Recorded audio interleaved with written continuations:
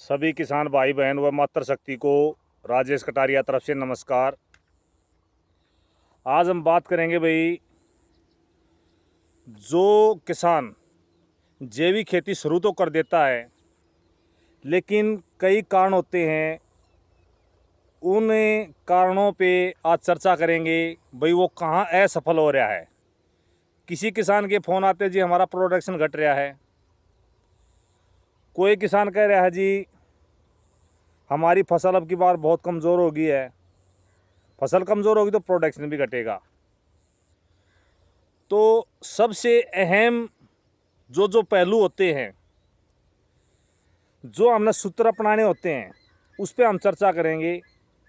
तो चर्चा पर आगे बढ़ने से पहले जो भी हमारे चैनल पर नए हैं उनसे रिक्वेस्ट करूंगा भाई, चैनल को सब्सक्राइब कर लें। बहुत काफ़ी समय के बाद वीडियो डालने जा रहे हैं, किसी कारणवश से कई महीने वीडियो नहीं डाल पाए, लेकिन रेगुलर किसानों के फ़ोन आते रहते हैं। तो उनके अनुरोध पे आज स्पेशल एक वीडियो अपलोड करने जा रहे हैं। एक बात और कहना चाहूँगा किसान भाइयों को, शाम को 4 से 6 के बीच में ही कॉल करें। कोई सुबह सुबह कॉल कर देता है, कोई रात को कॉल करता है, क्योंकि अपना काफ़ी बिजी शेड्यूल होता है। 3 एकड़ में बाग भी लगा रखा है, वहाँ भी काफ़ी बिजी होते हैं, कुछ घर के काम होते हैं। तो सभी से रिक्वेस्ट करूँगा शाम को 4 से 6 के बीच में ही कॉल करें। तो अब मेन मुद्दे पे आते हैं भाई, हमारा प्रोडक्शन क्यों घट रहा है, क्यों किसान जैविक खेती तो करना चाह रहे हैं लेकिन असफल क्यों हो रहे हैं। तो कुछ पॉइंट हैं, कुछ सूत्र हैं, उन पे ध्यान रख के हम अपने प्रोडक्शन को बढ़ा सकते हैं और जैविक खेती में एक सफल किसान हो सकते हैं। तो उसके लिए सबसे पहला जो हमारा पॉइंट है या हमारा फार्मूला है या हमारा सूत्र है, वे है भाई waste decomposer. Waste decomposer culture. कई किसानों के फ़ोन आते हैं, इस वीडियो के माध्यम से मैं वो भी क्लियर कर देना चाहता हूं। अमेजोन ऐप के माध्यम से, अमेजोन ऐप जो होती है आपके फ़ोन में, उसके माध्यम से आप वेस्ट डिकम्पोजर कल्चर मंगाएं। जिस समय आपके पास वो कल्चर आए उस समय एक बात विशेष ध्यान रखें, शीशी को खोल के अवश्य देखें। जिस शीशी के अंदर डार्क ग्रीन या ग्रीन कलर हो, उसके अंदर हल्की हल्की फफूंद नज़र आए आपको, वही शीशी आपने लेनी है। जो क्रीम कलर हो या बिल्कुल काफ़ी ब्लैक हो, वो शीशी आपने नहीं लेनी है, क्योंकि वो शीशी काम नहीं कर पाती है। उससे किसान कहता है जी हमारा कल्चर तैयार नहीं होया, तो यही कारण होता है, वो तैयार नहीं होता है। और वेस्ट डिकम्पोजर तैयार करने की विधि हमारी वीडियो में आप देख सकते हैं, उसमें पूरी विधि दे रखी है। बात आती है वेस्ट डिकम्पोजर कल्चर को हम इस्तेमाल कैसे कैसे करें। तो आज कुछ पॉइंटों पे हम बात करेंगे, क्योंकि वीडियो बहुत लंबी हो जाएगी। तो सबसे पहला पॉइंट क्या है, ये विघटन क्रिया में काम करता है। यानी कोई भी हम चाहे जैविक खाद बना रहे हैं, चाहे अपने गोबर से खाद बना रहे हैं या लिक्विड खाद बना रहे हैं, उसको बहुत जल्दी ये बनाने में सहायक होता है। दूसरी हमारी बात आती है भाई, हमारी खेती में ये क्या काम करता है, ये कीटनाशक के रूप में भी काम करता है और ये खाद के रूप में भी काम करता है। खाद के रूप में कैसे काम करता है, जो सूक्ष्म जीव हमारी ज़मीन के लिए आवश्यक होते हैं उसकी संख्या काफ़ी मात्रा में बढ़ाता है।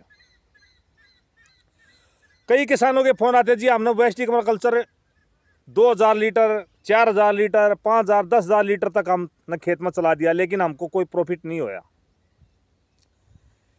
एक सिस्टम है अधूरी जानकारी। अधूरी जानकारी आपके लिए घातक साबित होती है, इसीलिए किसान निराश होकर जैविक खेती छोड़ देते हैं। वेस्ट डिकम्पोजर कल्चर क्या है, सूक्ष्म जीवों का भंडार है। लेकिन जैसे हमने खेत के अंदर छोड़ दिया, पानी के साथ छोड़ा या स्प्रे किया, किसी माध्यम से हमने खेत के अंदर छोड़ दिया, तो जो सूक्ष्म जीव है उसके लिए खुराक चाहिए, तभी वो आगे मल्टीप्लाई होते रहेंगे और जिंदा रहेंगे। तो खुराक तो हमने खेत में दी नहीं, तो उसके लिए खुराक जरूरी है। खुराक के लिए क्या है, सबसे पहला फार्मूला है वेस्ट। जैसे अपने धान की जो पराली होती है, धान के फाने होते हैं, उसको जलाए नहीं, खेत के अंदर ही उसको अच्छी तरह से हड़के हिसाब से जोत के और उसको खेत के अंदर भाई अपने रूटावेटर से या किसी चीज़ से खेत के अंदर उसको बा दें।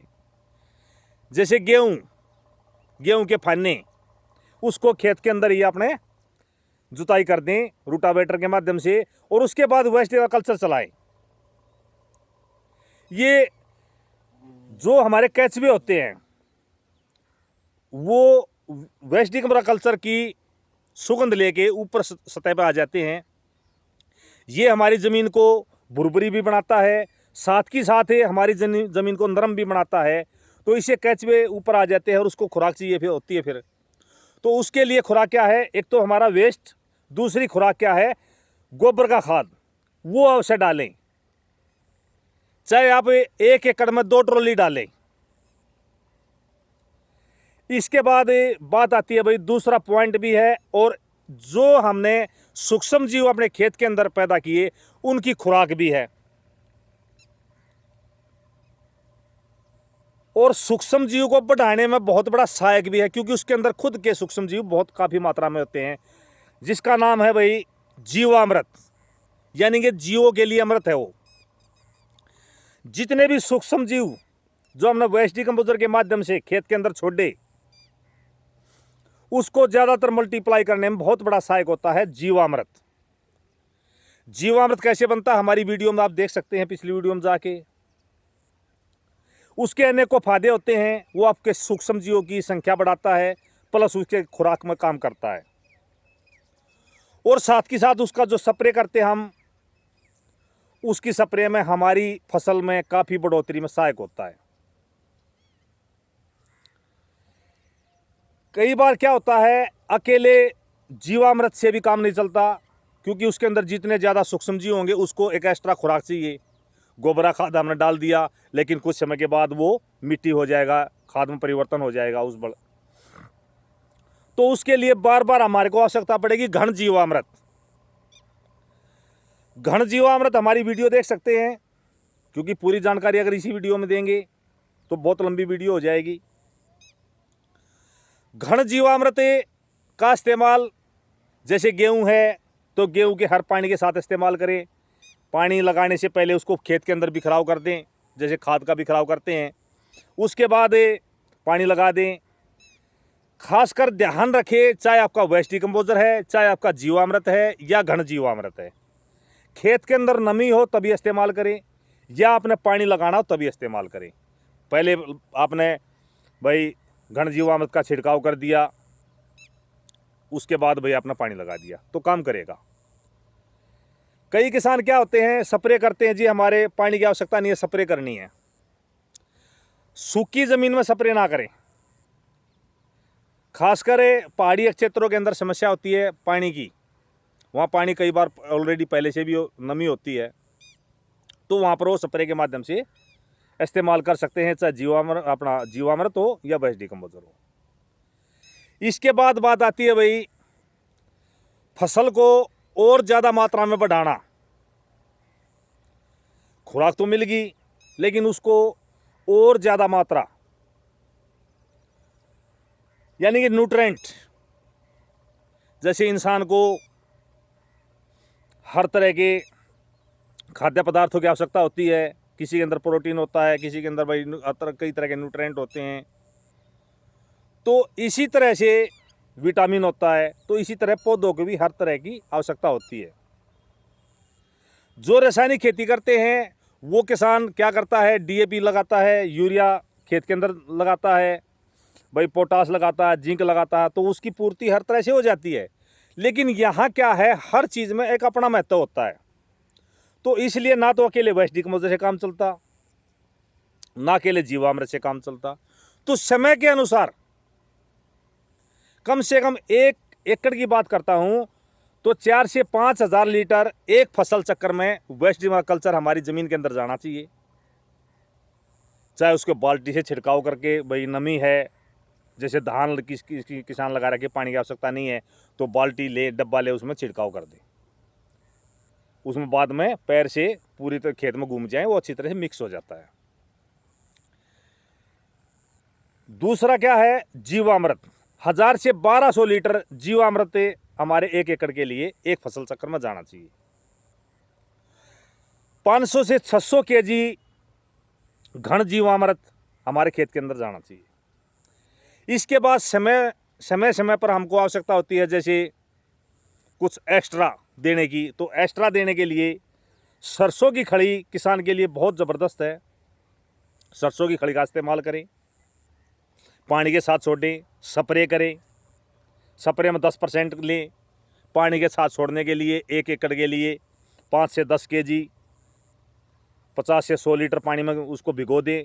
भिगोने के बाद 5-7 दिन में रेडी हो जाती है, पानी के साथ चला दें, क्योंकि उसके अंदर प्रोटीन होता है, नाइट्रोजन होती है, फास्फोरस वगैरह कई चीज़ होती है। इसके बाद आती है बात भाई, जब भी हमको नई फसल बोएं, भूमि उपचार बहुत ज़रूरी है। जैसे हम बीज का उपचार करते हैं, कोई पौध होती है उसका उपचार करते हैं, तो भूमि उपचार भी बहुत ज़रूरी है, क्योंकि हमारी ज़मीन के अंदर कई तरह के हानिकारक कीट हो चुके हैं और जो समय समय के साथ बढ़ते जाते हैं। जितना हम रासायनिक यूज कर रहे हैं ज़्यादा, उससे हमारे हानिकारक कीट काफ़ी मात्रा में बढ़ते जा रहे हैं। तो उसकी हानिकारक कीटों की रोकथाम के लिए और जो हमारे मित्र कीट हैं उसकी बढ़ोतरी के लिए हमने समय समय पर 6 महीने में एक बार ज़रूर हर फसल चक्कर से पहले भूमि उपचार के लिए क्या करें, ट्राइकोडर्मा वर्डी पर एकड़ 2 केजी, लगभग 200 केजी गोबर का खाद, लगभग 200 केजी नीम की खड़ी। इनको खाद को और नीम की खड़ी को अच्छी तरह मिला लें। अगर किसी किसान के पास वेस्ट का कल्चर है तो उसको उसके अंदर डाल के अच्छी तरह उसके अंदर नमी बरकरार कर दें। अगर वो नहीं है तो गौमूत्र ले लें, गौमूत्र के साथ उसको मिक्स कर दें। गौमूत्र नहीं है तो भी पानी के साथ कर सकते हैं, या सरसों की खड़ी के साथ मिक्स, उसको अच्छी तरह से मिक्स कर दें। और जो ट्राइकोडर्मा वर्डी पाउडर रूप में है तो वो उसके अंदर पाउडर में मिला उसको ऊपर छिड़काव करके अच्छी तरह उसको मिक्स करके ये क्रिया अपने 4 से 5 बार करनी है। ये लगभग 20-21 दिन में तैयार हो जाता है और इसमें हल्के हल्के हरे हरे फफूंद नजर आने शुरू हो जाते हैं जब तैयार हो जाता है। और इसको ढक के रखें हमेशा, और छांव में बनाएं, पेड़ के नीचे बनाएं या भी कहीं अपने कमरे वगैरह में बनाएं, तो छांव में बनाएं, धूप में ना बनाएं। तो उसको पूरे खेत में छिड़काव करें और खेत की जुताई कर दें।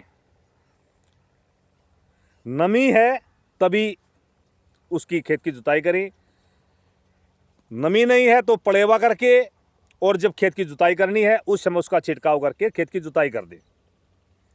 ये हमारा भूमि उपचार है। इससे क्या होगा, नीम की खड़ी में काफ़ी तरह से न्यूट्रेंट भी होते हैं कई तरह के, और साथ ही साथ इसके अंदर जितने भी हानिकारक जो कीट होते हैं उसकी रोकथाम के लिए ये रामबाण है।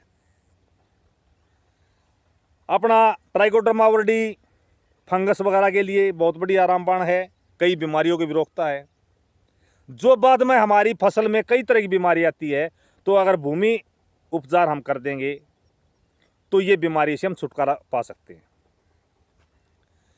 लेकिन कई ऐसे कीट होते हैं जो बाद में हम ये उपचार भी कर लेते हैं, भाई ट्राइकोडर्मा का भी कर लिया, वेस्ट डिकम्पोजर भी कर लिया, उसके बाद भाई अपना हमने जीवामृत का भी इस्तेमाल कर लिया।